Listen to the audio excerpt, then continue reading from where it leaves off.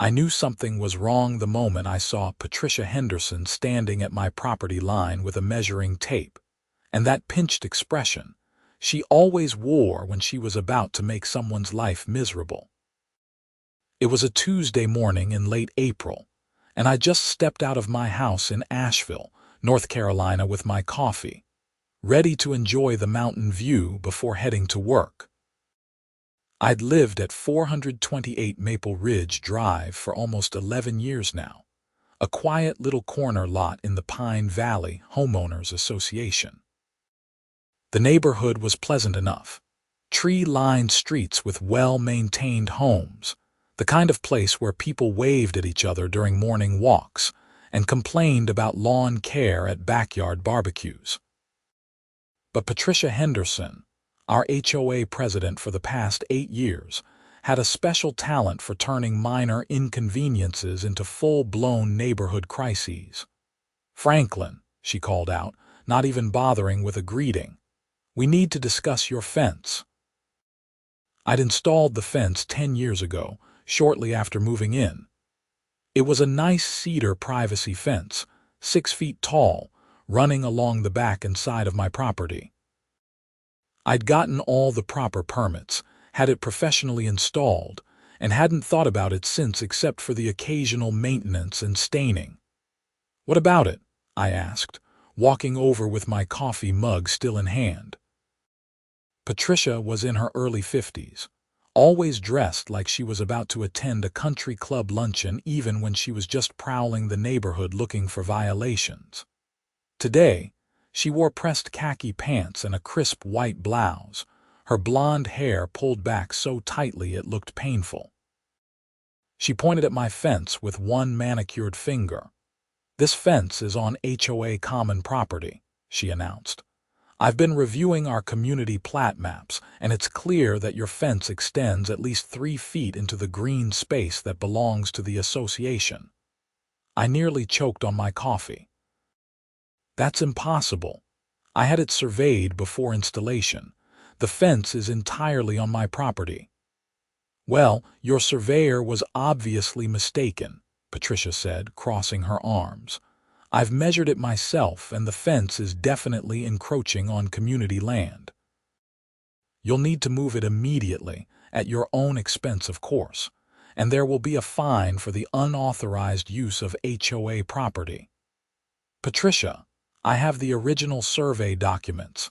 The fence is exactly where it's supposed to be." She pulled out a folder from her oversized designer handbag, the kind that probably cost more than my monthly mortgage payment. "I have documentation, too. The association's property extends 15 feet from the tree line, which puts your fence well into our territory. The HOA board will be voting on enforcement action at our meeting next week. I suggest you start making arrangements."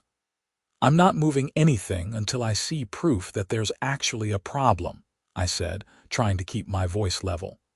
"My survey was done by a licensed professional." "Your survey is 10 years old, Franklin. Property lines don't change, but clearly, someone made an error." She snapped her folder shut with a satisfied expression. "I'll be documenting this with photos and including it in my report to the board. Expect a formal notice within the week." She turned on her heel and walked away, her sensible flats clicking against the asphalt. I stood there staring at my fence, trying to process what had just happened. The fence looked exactly as it had for the past decade, sturdy and straight, the cedar weathered to a nice silvery gray. The property line had never been a question before. Why was this suddenly an issue? I went back inside and dug through my filing cabinet until I found the folder from the fence installation.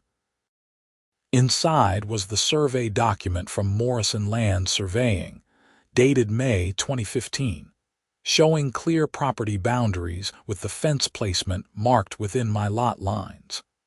Everything had been done by the book. I'd even gotten HOA approval before installation, though that was back when Gerald Thompson had been president, before Patricia took over and turned the position into her personal fiefdom. That evening, I called my neighbor Mike Carlson, who lived 2 houses down and served on the HOA board. Mike was a reasonable guy, a high school teacher who'd lived in Pine Valley even longer than I had. "Hey Franklin," he answered. "What's going on? Did Patricia mention anything at the last board meeting about property line issues with my fence?" There was a pause. "Actually, yeah. She brought it up last month. Said she'd been reviewing the community boundaries and thought several properties might have encroachment issues. Yours was the first one she wanted to investigate. Why? She came by today claiming my fence is 3 feet onto HOA property and demanding I move it." Mike sighed heavily. "Look, between you and me, Patricia's been on a power trip lately. She's convinced that homeowners are taking advantage of the association and wants to crack down on everything. Last month it was garage door colors, now it's property lines.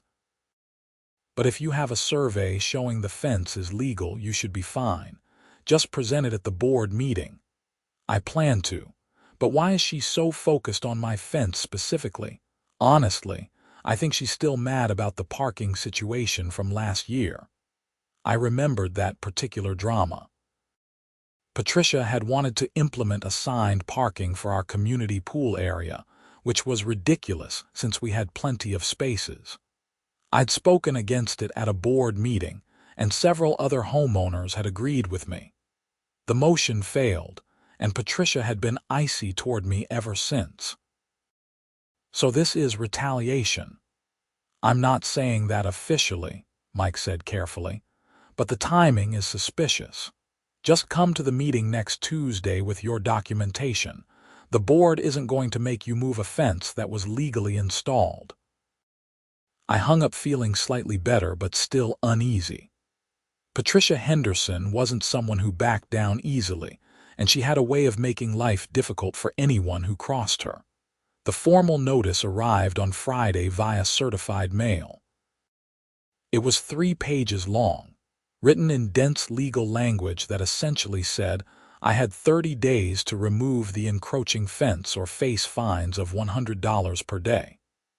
Attached was a crude map that Patricia had apparently drawn herself, showing what she claimed was the correct property line.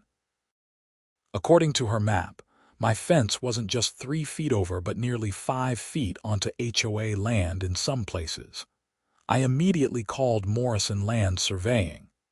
The company was still in business, though old Mr. Morrison had retired, and his son Jeff now ran the operation.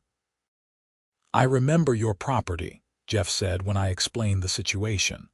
"Dad did a lot of work in Pine Valley. Let me pull up the original survey file. Have you had any changes to the property since 2015? "None. The fence is exactly where it was installed." Then unless someone moved the property markers, the survey should still be accurate. Property lines don't just shift. Tell you what, I can come out next week and verify the markers are still in place. If there's any question, we can do a full resurvey, but I doubt that'll be necessary. "How much would a resurvey cost?" "For a lot your size, probably around $1,200. But like I said, probably not necessary. The verification should be enough, and I'll do that for $200. I scheduled him for Monday, the day before the HOA board meeting. At least I'd have current professional documentation to counter Patricia's accusations. The weekend was tense. I kept going outside and looking at the fence, trying to see what Patricia was seeing, but everything looked normal. My property was a corner lot, which meant the fence ran along both the back and one side. The back section bordered a small strip of woods that the HOA maintained as a natural buffer between our neighborhood and the commercial development beyond. The side section faced the street, with a gate providing access to my backyard. On Saturday afternoon, Patricia drove by slowly in her white Lexus SUV, clearly documenting my property with her phone. I was in the front yard pulling weeds from my flower beds and made a point of waving cheerfully at her. She didn't wave back. Sunday morning, I was surprised by a knock on my door. It was my neighbor from directly behind me, Jennifer Sullivan, who I'd spoken to occasionally but didn't know well. She was in her 30s, a dental hygienist who'd moved in about 3 years ago. "Franklin, I hope I'm not bothering you," she said, looking uncomfortable. "But I heard Patricia Henderson was giving you trouble about your fence. Word travels fast. This is Pine Valley. Everything travels fast." She glanced around as if checking for eavesdroppers. "Listen, I wanted to give you a heads up. Patricia came by my house yesterday asking about the woods behind our properties. She was measuring things and taking pictures. She mentioned something about how the community green space was much larger than people realized." "What did you tell her?" "Nothing, really. I don't pay much attention to where the HOA land starts and ends, but she seemed really focused on it, like she was building a case or something. I just thought you should know. I appreciate it.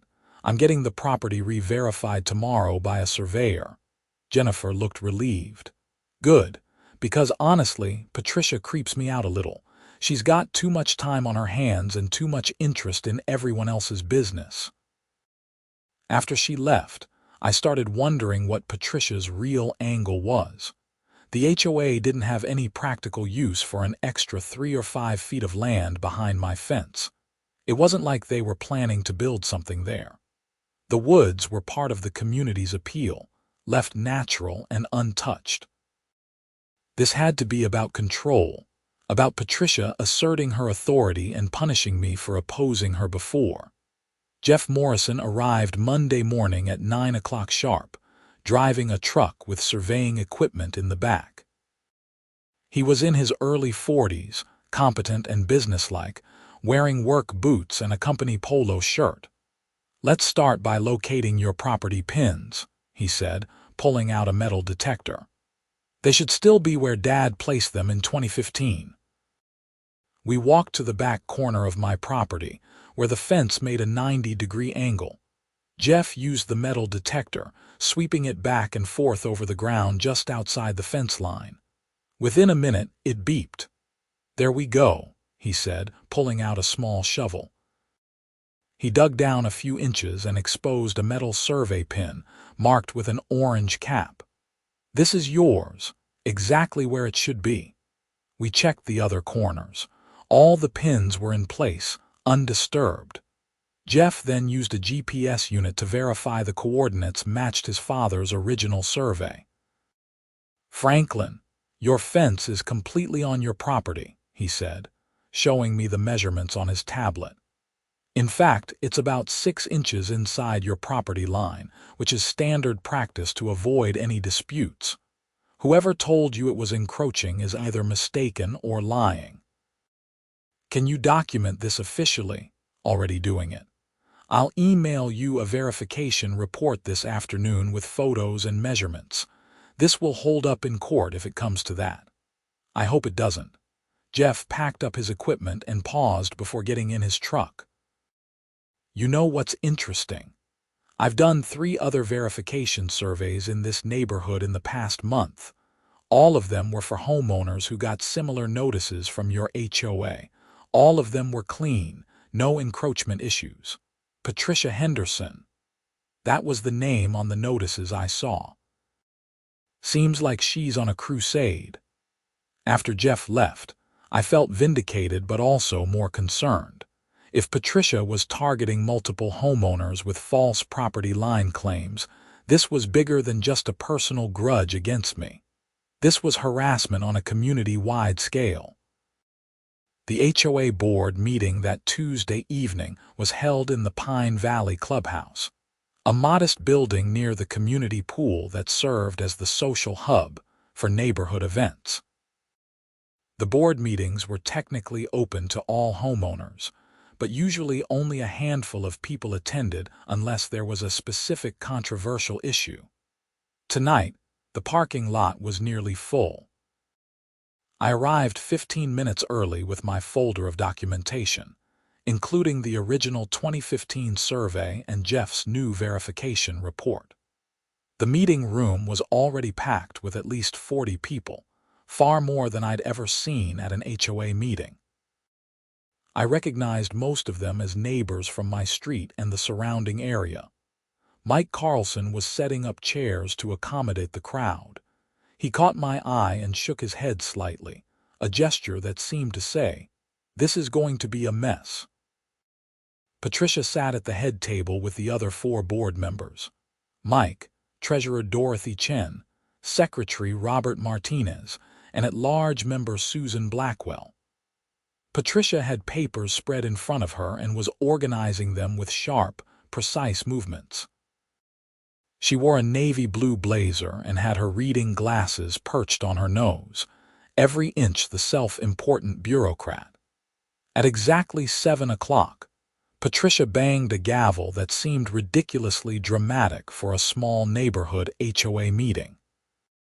This meeting of the Pine Valley Homeowners Association Board will now come to order. We have a full agenda tonight, but I want to start with new business regarding property line enforcement. A murmur ran through the crowd. I saw Jennifer Sullivan sitting a few rows ahead of me. Several other neighbors whose names I didn't know but whose faces I recognized were scattered throughout the room.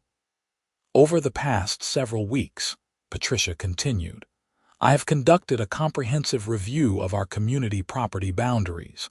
What I've discovered is deeply troubling. Multiple homeowners have erected fences, sheds, and other structures that encroach upon HOA common property. This is a violation of our covenants, conditions, and restrictions, and it cannot be allowed to continue. She held up a stack of papers. I have documented at least 8 properties with clear violations.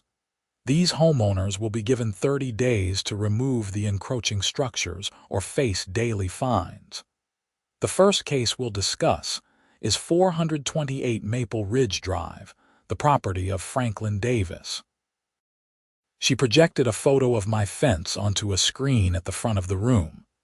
The image showed the back corner where my property met the woods, with red lines drawn to indicate what Patricia claimed was the actual property boundary. Mr. Davis installed this fence approximately 10 years ago.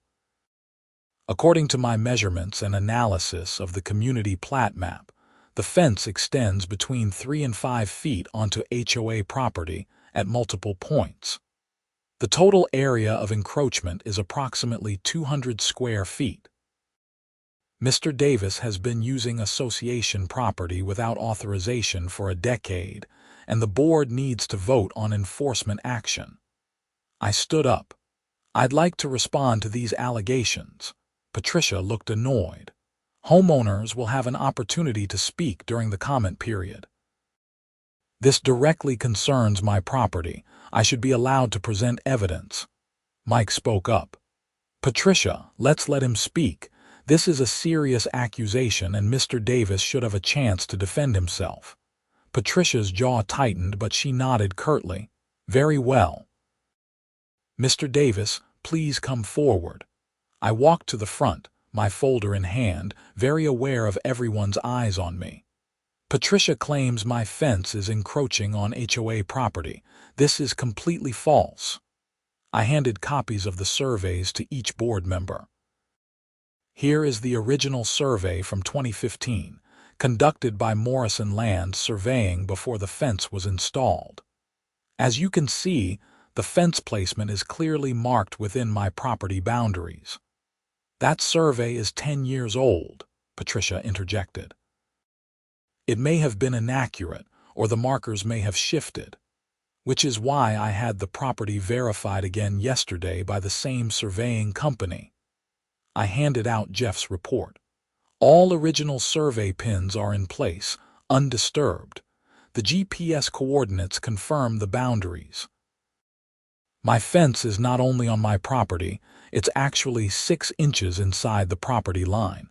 There is 0 encroachment on HOA land.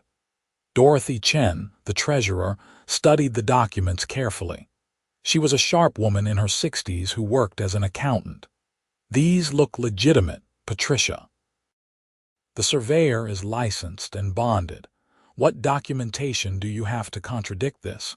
Patricia pulled out her crude map. I measured the distance from the tree line myself. According to the community plat map, the HOA green space extends 15 feet from the tree line. But who determined where the tree line is? Mike asked. Trees grow and die. That's not a fixed boundary. The actual property boundary is based on the original subdivision survey and marked with physical pins, which is what Mr. Davis's surveyor located. I've been working with the community plat map, Patricia insisted, her voice rising slightly. The map clearly shows HOA property in this area. Robert Martinez, a quiet man who usually let others do the talking, spoke up. Patricia, do you have a recent survey from a licensed surveyor supporting your claim? Because Mr. Davis has provided 2 professional surveys, 10 years apart, that both show the same property lines. I shouldn't need to hire a surveyor when the plat map is clear. But plat maps aren't to scale and aren't meant for precise boundary determination, Dorothy said. That's why we have licensed surveyors. I don't think we can ask Mr. Davis to move his fence based solely on your interpretation of a plat map. Patricia's face was turning red. So you're just going to take his side? We're following the evidence, Mike said calmly. If you want to challenge this, you'll need to have the HOA hire a surveyor to conduct an official boundary survey.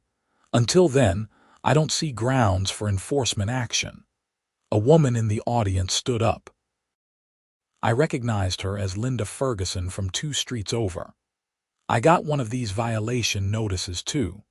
My shed is supposedly encroaching, but I also had a survey done before I built it, and there's no encroachment.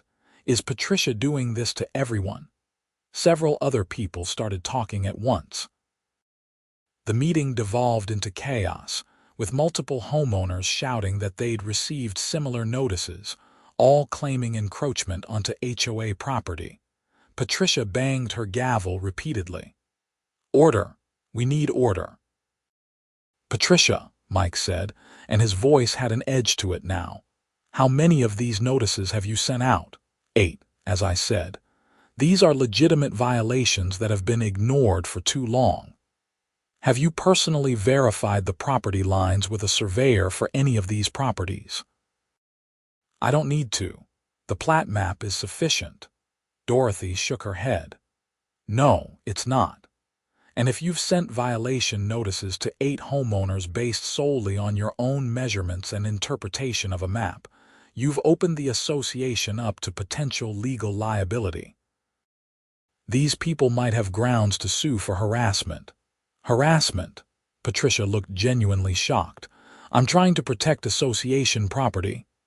By accusing people of violations without proper evidence, Robert said, that's not protecting anything. That's overreach. Susan Blackwell, who'd been silent until now, finally spoke. She was the newest board member, elected just 6 months ago. I move that we table all property line enforcement actions until the board can hire an independent surveyor to verify boundaries where there are disputes. Any homeowner who has received a violation notice should be given the opportunity to present their own survey documentation, which the board will accept as valid unless contradicted by an official HOA survey. I second that motion, Mike said immediately. Patricia looked furious. You can't undermine my authority like this. We're not undermining anything, Dorothy said. We're making sure the association follows proper procedures. All in favor? 4 hands went up. Only Patricia's stayed down. Motion carries, Mike said. All violation notices regarding property lines are rescinded pending further investigation. Patricia stood abruptly, gathering her papers. This is unacceptable.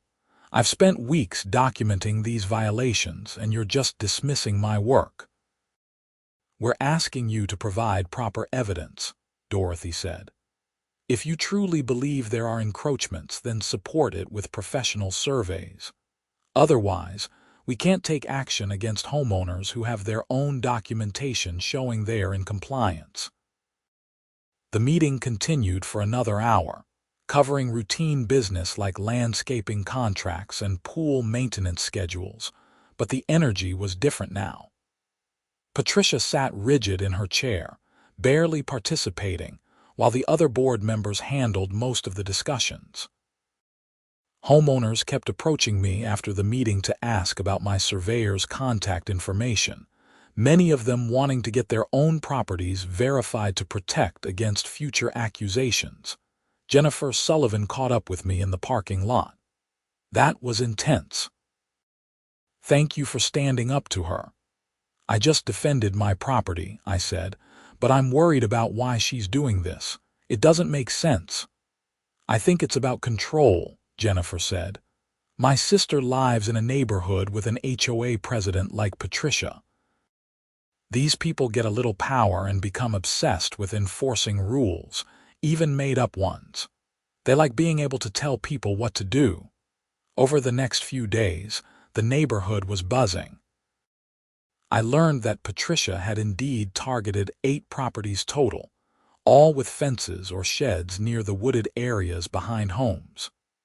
Every single one of the homeowners had documentation showing their structures were properly placed on their own land. It became clear that Patricia had either badly misunderstood the plat map or had deliberately misrepresented boundaries to create violations where none existed. On Friday, I got a call from Dorothy Chen. "Franklin, do you have a few minutes? I'd like to come by and talk to you about something." She arrived 20 minutes later, carrying a large folder. We sat at my kitchen table, and she spread out several documents. "I've been going through the association's financial records and property documents more carefully," she said, "and I've found something concerning. Do you remember about 3 years ago when Patricia proposed that the HOA acquire additional land adjacent to the community?" I vaguely remembered something about that. "She wanted to buy a vacant lot, right?" "Exactly. The board voted against it because the cost didn't make sense. The lot was overpriced, and we didn't need the space. But I've discovered that Patricia didn't let it go. She's been communicating with a development company called Riverside Properties about that land and the wooded areas behind our homes." Dorothy showed me a series of emails she'd found in the HOA's shared files. They were from Patricia's HOA email account, discussing the possibility of selling or leasing the green space to Riverside Properties for development. The company was interested in building townhouses and needed more land than just the vacant lot. "But she can't sell HOA property without a vote from the homeowners," I said. "Correct. But look at this." Dorothy pointed to an email from 6 months ago. Riverside told Patricia they'd need clear boundaries and potentially more space than just the designated green areas. They suggested that if the HOA could claim additional land through boundary adjustments or by declaring encroachments, it would make the deal more attractive. I felt cold. So she's trying to steal property from homeowners to sell it to a developer. I don't have proof of that yet, but the timing is suspicious. She started her property line campaign right after these emails. If she could prove that homeowners were encroaching on HOA land, she might try to argue that the HOA's green space is larger than originally documented. Then she could potentially include that land in a deal with Riverside. That's fraud. It might be. But it's also possible she genuinely believes she's right, and this is just a coincidence. Dorothy didn't sound convinced by her own words. Either way, I've called an emergency board meeting for Monday night. I'm going to present this information and recommend that we conduct a full audit of Patricia's activities as president. If there's any indication that she's been acting improperly, we'll need to consider removing her from the board. The emergency meeting on Monday was even more packed than the previous week's gathering. Word had spread through the neighborhood about Patricia's potential dealings with developers, and homeowners were angry. The community had chosen Pine Valley specifically because of the natural buffer zones and the promise that the neighborhood would remain low-density residential. Patricia arrived late, which was unusual for her. She looked harried, her hair not quite as perfectly styled as usual, her clothes slightly rumpled. Dorothy didn't waste time. She presented the emails and her analysis of the situation. The room erupted in angry shouting when homeowners realized what Patricia had been attempting. "These emails are taken out of context," Patricia said, her voice shaking. "I was exploring options for the association's financial future. The green space costs money to maintain, and Riverside approached us, not the other way around." "But you never brought this to a vote," Mike said. "You never informed the homeowners that you were in discussions about potentially selling community property." "Because it was preliminary. I wanted to understand what was possible before bringing it to the community." "And the property line violations," Dorothy pressed. "Is it just coincidence that you started claiming homeowners were encroaching right after Riverside told you they'd need more land?" Patricia's face went pale. "I found legitimate violations. The property lines are unclear, and I was trying to clarify them for everyone's benefit." "Except every homeowner you targeted has professional surveys showing no violations," Robert said. "You were trying to manufacture encroachments that didn't exist." Linda Ferguson stood up in the audience. "You sent me a violation notice claiming my shed was 4 feet onto HOA property. I've had 3 different surveyors verify that my shed is completely within my property lines. You were lying." Other voices joined in, angry and accusatory. Patricia tried to defend herself, but her explanations became increasingly muddled and contradictory. It became clear she had indeed misread, or deliberately misrepresented the property boundaries, in an attempt to enlarge the HOA's claimed territory. Finally, Susan Blackwell made a motion to remove Patricia Henderson from her position as HOA president and from the board entirely, citing breach of fiduciary duty and misrepresentation. The motion carried unanimously among the other 4 board members. A vote of the homeowners present was called for, and out of the 63 people in attendance, all 63 voted in favor of removal. Patricia stood there, her face white, trembling with rage or humiliation or both. "You can't do this to me. I've given 8 years to this community. And in those 8 years, you've overstepped your authority repeatedly," Mike said quietly. "This isn't personal, Patricia. You violated the trust of the homeowners." She grabbed her things and stormed out, the door slamming behind her. The room was silent for a long moment. "We'll need to elect a new president," Dorothy said eventually. "But for tonight, I think we've done enough. I recommend we schedule a special election for 2 weeks from now." As people filed out, many stopped to thank me for challenging Patricia's initial accusations. If I hadn't pushed back and gotten the survey verification, they said, Patricia might have succeeded in her scheme. Homeowners might have moved fences and sheds, or paid fines, giving up land that was rightfully theirs. But the story didn't end there. A week after Patricia's removal, I was working from home when I noticed someone walking around my fence line with surveying equipment. I went outside and found it was Jeff Morrison again. "Hey Franklin," he said. "Just doing some work in the neighborhood. You got a minute?" "Sure, what's going on?" "The HOA board hired me to conduct an official boundary survey of the entire community's green space perimeter.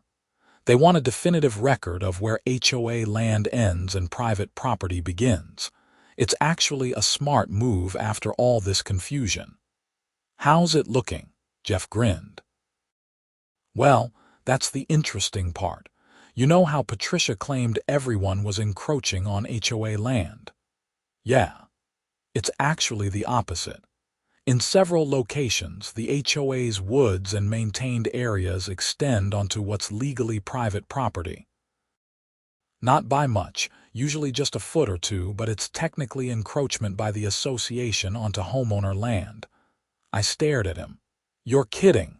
Nope, including your property, see that tree. He pointed to a large oak about 3 feet behind my fence, clearly on what everyone assumed was HOA land. According to your property deed and the subdivision survey, that tree is actually 2 feet onto your property. You own land on the other side of your fence. So Patricia was wrong in every possible way. Essentially, yes. She was so convinced that homeowners were stealing association land that she didn't bother to check the actual legal boundaries. If she had hired a surveyor from the start like she should have, she would have discovered that the HOA was the one with the technical encroachment issue, not the homeowners. After Jeff left, I walked out to my back fence and looked at the woods beyond it. That was my land. I'd been so focused on defending what I knew was mine that I hadn't considered I might actually own more than I'd realized. Over the next few weeks, Jeff completed his comprehensive survey of the entire Pine Valley community. His findings were presented at an HOA meeting in late May, and they were stunning. The HOA was technically encroaching on private property at 17 different locations around the neighborhood. The total area was small, maybe half an acre spread across multiple lots, but legally it belonged to the homeowners, not the association. The board had to decide how to handle this discovery.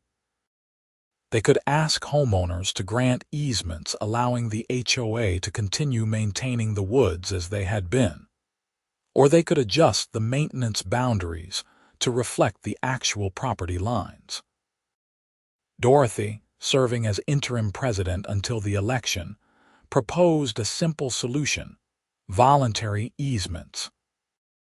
Any homeowner whose property extended into the currently maintained green space could choose to grant the HOA a permanent easement for that land, keeping everything as it was, or they could reclaim their property and adjust their fences accordingly. Most homeowners chose the easement option, since the few extra feet of wooded land weren't worth the hassle and expense of moving fences. But 3 homeowners, including Linda Ferguson with her shed, chose to reclaim their land. In Linda's case, she'd been told her shed was encroaching when in fact it was a full 6 feet inside her property line, and she had room to build a second shed if she wanted. The community also learned more about Patricia's dealings with Riverside Properties. A homeowner who worked in real estate development did some digging and discovered that Patricia's husband worked for a consulting firm that had business relationships with Riverside.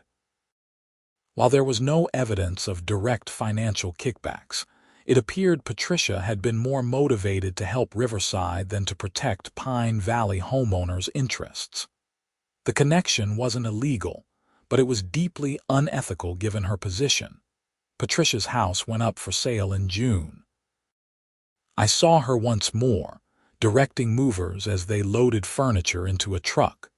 She spotted me checking my mail at the end of my driveway and stared for a long moment. I thought she might come over, might say something, but she just turned away and went back inside her house. She was gone by the end of the month, moving somewhere out of state according to the neighborhood gossip.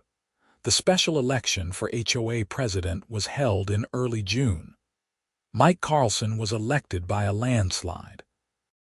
His first act was to propose amendments to the association's bylaws that would require board approval for any communications with outside developers regarding community property, annual financial audits, and term limits for board positions to prevent anyone from accumulating too much unchecked power. As for me, I had Jeff's survey documentation framed and hung in my home office. My fence stayed exactly where it was, exactly where it had been for 10 years, on property that was unquestionably mine. In fact, I technically owned another 3 feet beyond it, though I decided to grant the HOA an easement for that strip. I liked having the woods maintained naturally, enjoyed the buffer between my yard and the world beyond. But the whole experience taught me something valuable about HOA living. These organizations can be helpful for maintaining property values and community standards, but they're only as good as the people running them. Give someone like Patricia Henderson too much authority and too little oversight, and they'll find ways to abuse it, often while genuinely believing they're doing the right thing. One evening in early July, I was sitting on my back deck with Mike Carlson and a few other neighbors, including Jennifer Sullivan and Linda Ferguson. We'd started having informal gatherings after the whole property line mess, bonding over our shared experience of dealing with Patricia's crusade. "You know what's crazy?" Linda said, sipping her wine. "If Patricia had just done things properly from the start, hired a surveyor and followed the rules, none of this would have happened. She might still be president." "But people like Patricia don't think they need to follow rules," Jennifer said. "The rules are for other people. They're special, they know better, they can see what others can't see." Mike shook his head. "She really did think she was protecting the community. That's what's sad about it." In her mind, she was the hero standing up against encroaching homeowners and making smart financial decisions. She couldn't see that she was actually the problem. "The road to hell is paved with good intentions," I said. "Or just regular old intentions that looked good from a certain angle if you squinted hard enough," Jennifer added, making everyone laugh. As summer progressed, Pine Valley settled into a new normal. The board operated more transparently, with detailed minutes from every meeting posted online and regular email updates to homeowners. The neighborhood Facebook group, which had been a source of complaint and drama during Patricia's reign, became more positive and community-focused. People organized block parties and pool events, little league carpools and book clubs. The woods behind my fence remained untouched, peaceful, a reminder that sometimes the best way to protect what's yours is simply to stand firm when someone tries to take it. I walked my property line occasionally, checking the survey pins that Jeff had marked with fresh orange caps, tangible proof of boundaries that had never really been in question except in one woman's misguided mind. In late August, I got a letter from an attorney representing Patricia Henderson. My stomach dropped when I saw the return address, worried she was launching some kind of legal action. But when I opened it, I found something unexpected, a formal apology. The letter explained that Patricia had been dealing with personal issues during her last year as HOA president, stress from her husband's failing business and financial pressures that she hadn't shared with anyone. She genuinely believed the property line issues were real and had convinced herself that securing the Riverside Properties deal would save the association money. The letter didn't excuse her actions, but provided context. She acknowledged that she'd been wrong, that she'd let her stress and desire to solve problems cloud her judgment, and she apologized for the trouble and expense she'd caused me and the other homeowners. I read the letter twice, then filed it away. I appreciated the apology, even if it came months late and through a lawyer. It took a certain amount of courage to admit you'd been wrong so completely. Whether Patricia had really learned anything from the experience or was just covering herself legally, I'd never know.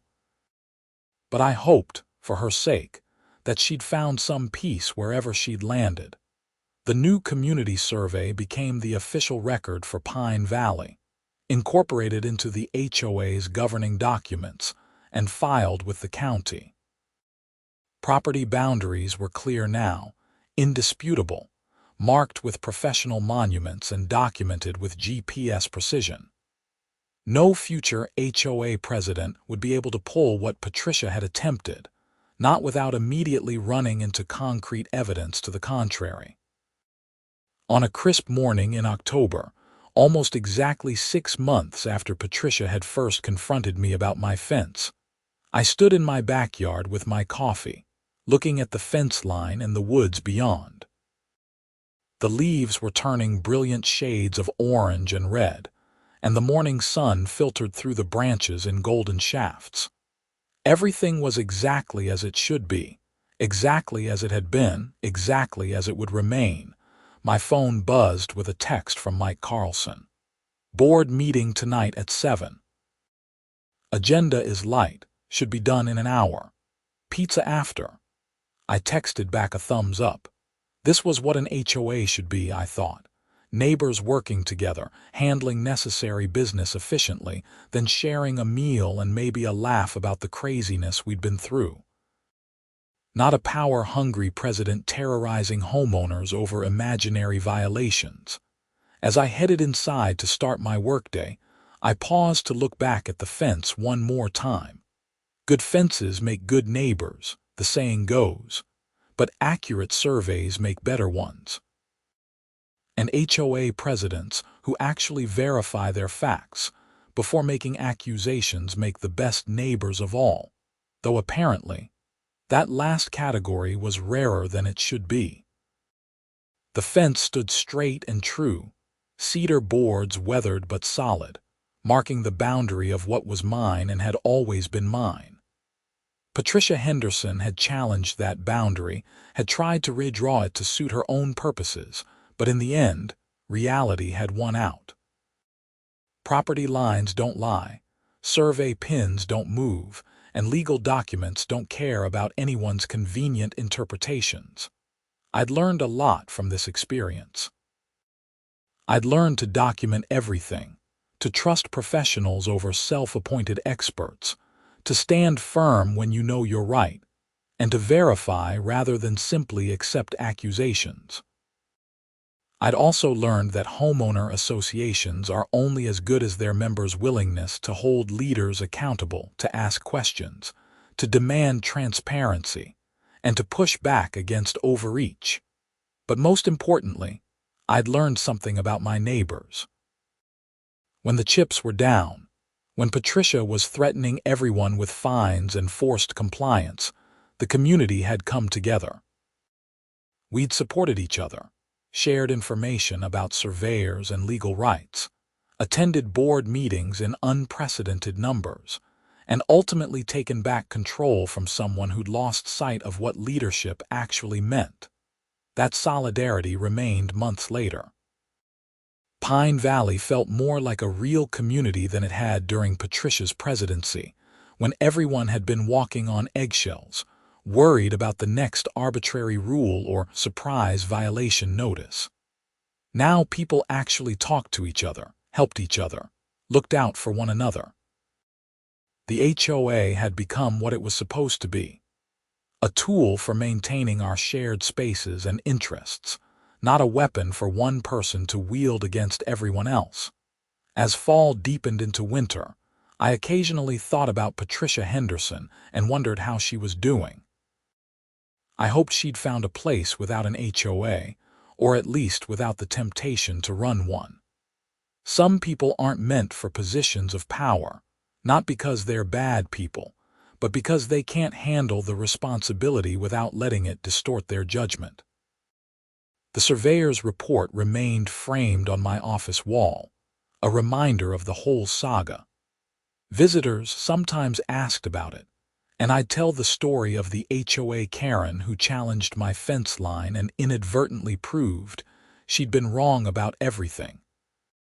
The story usually got laughs, though the people who'd lived through it with me laughed with a slightly bitter edge, remembering the stress and uncertainty of those weeks when our property rights had been under attack. But we'd won, collectively and individually. We defended what was ours, exposed the truth, and set the community on a better path. My fence remained exactly where it had been installed a decade ago, properly placed, legally sound, and now thoroughly, irrefutably documented. On Christmas Eve, several families from the neighborhood gathered at the clubhouse for a holiday party. Mike Carlson, wearing a ridiculous Santa hat, raised his glass in a toast. "To Pine Valley," he said, "and to all of us who make it a real community.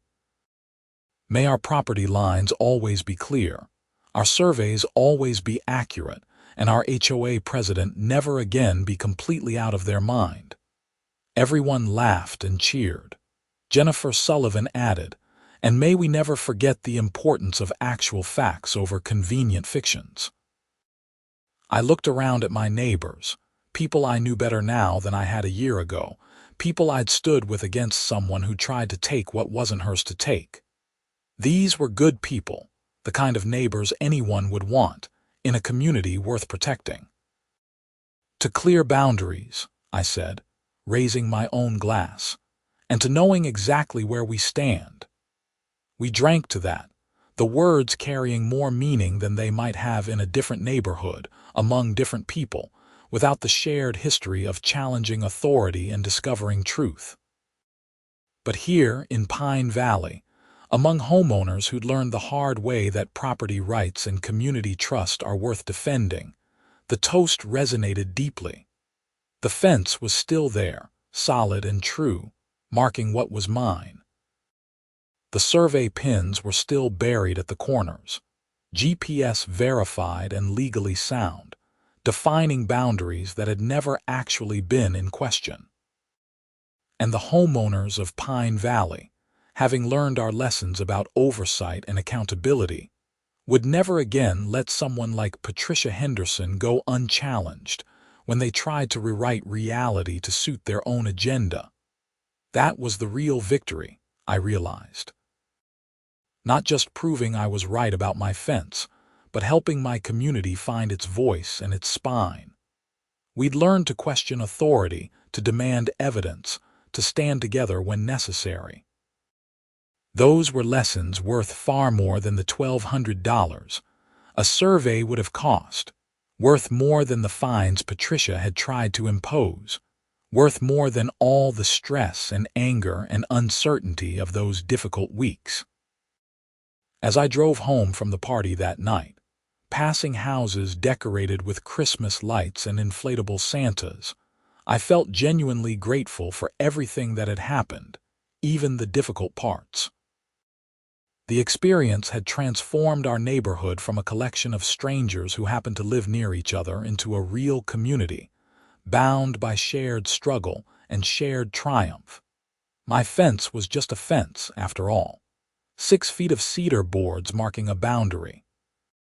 But it had become a symbol of something larger, the right to keep what's yours, the importance of standing up for truth, and the power of community when people work together toward justice. I pulled into my driveway and sat for a moment, looking at the house I'd lived in for 11 years. This was home, not just because of the building or the property, but because of what had happened here, what I'd learned and who I'd become in the process of defending it. The fence stood in the backyard, invisible in the darkness but no less real for it. Property lines don't disappear when you can't see them. Rights don't evaporate when challenged. And truth doesn't change no matter how many people or how powerful a person insist otherwise. Patricia Henderson had challenged my fence line, certain she was right, convinced of her authority and her interpretation of maps and boundaries. But the surveyor had proved something else entirely, that she'd been wrong from the start, that her certainty had been misplaced, and that in her crusade to expand HOA territory, she'd been the one encroaching, not on my land but on the rights and peace of mind of everyone in the community. The irony wasn't lost on me. Patricia had accused homeowners of taking what wasn't theirs for a decade, only to discover that the HOA she led had been the one technically encroaching on private property all along. The trees she'd claimed were on association land, the woods she'd wanted to sell to developers, Significant portions of it legally belonged to the homeowners whose property she'd questioned. As I walked into my house, I felt the satisfaction of a battle fought and won, not through aggression or tricks, but through simple truth backed by professional verification. The fence was mine on my property, exactly where it should be. And now everyone knew it, documented and verified beyond any possible dispute. That night I slept well, the sleep of someone who knows their home is secure, their boundaries are clear, and their community is strong. Tomorrow would bring new challenges, new days, new seasons. But the fence would remain, and the lessons we'd all learned would remain, and the community we'd forged through adversity would remain. Sometimes the smallest battles carry the greatest meaning. Sometimes a fence line dispute becomes a referendum on truth, justice, and the proper use of authority. And sometimes, when you stand firm on ground that's rightfully yours, you discover you're standing with neighbors you didn't know you could count on, fighting for principles that matter more than property. The story of Patricia Henderson and the fence line challenge became local legend in Pine Valley, told and retold, especially to new homeowners who needed to understand the importance of documentation and community vigilance. It served as a cautionary tale about unchecked authority and as an inspiring example of neighbors standing together. Years would pass, I knew, and the fence would eventually need to be replaced, weathered by time and elements. But the survey pins would remain, marking boundaries that were now thoroughly understood and respected. And the community that had come together to defend those boundaries would remain too, stronger for having been tested. This was the real legacy of those challenging months, not just a fence confirmed to be in its rightful place, but a neighborhood transformed into a community, homeowners transformed into advocates for each other, and a clear understanding that authority must always be balanced by accountability, and claims must always be backed by evidence. As the winter snow fell softly outside my window, covering the fence and the woods beyond in a clean white blanket, I thought about how far we'd come since that Tuesday morning when Patricia Henderson had stood at my property line with her measuring tape and her baseless accusations. We'd come through fire in a way and emerged stronger and wiser. The fence stood guard, as fences do, marking the boundary between mine and not mine, between private and common, between what I'd earned and what I'd defended. And beyond the fence, in the woods that were mostly HOA property but partly mine, the trees stood witness to everything that had happened, silent and patient and true. This was home. This was my property. This was my community. And no one, not Patricia Henderson or anyone else, would ever take it from me through false claims and manufactured violations.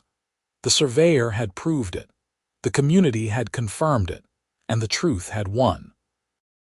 In the end, that was all that mattered.